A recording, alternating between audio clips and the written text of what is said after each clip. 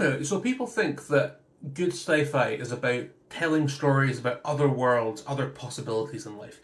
And I want to argue that really good sci-fi is actually very much connected to human experience and human history and contemporary issues, historical issues, political issues that are relevant to us today.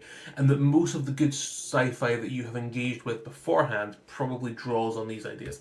And I want to do it by talking about the science fiction franchise, which is Star Wars. The original Star Wars films, the really good ones, they draw really heavily on human cultural experiences. So obviously they draw very heavily on like imagery from Western films, but then you have the Jedi who are like traveling swordsmen, who are very much like traveling swordsman with a code is very much like hedge knights out of English history, or like roaming kind of samurai out of Japanese history. That's the imagery that's being drawn on here, the kind of samurai image in particular. And then you've got the Empire, which is kind of styled very much in like a 90s, 20s Germany style, but then they all talk with British accents because of the history of the British Empire. And you've got the rebels, who George Lucas himself talked about as being like the Vietnamese rebels, these kind of people who are fighting an asymmetrical war against a much more powerful, oppressive, external, authoritarian force. All of these things draw really heavily on human experience and connect really heavily to human history, political issues.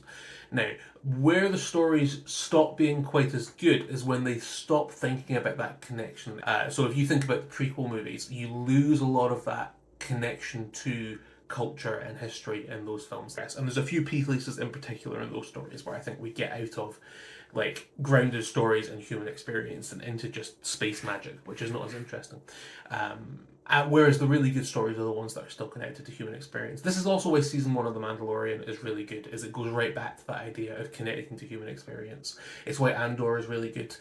The real world parallels and the way that ideas that exist for us today, that are relevant to us today, are reinterpreted in the narrative, those are really, really well fleshed out. And I think that's what makes those stories really good.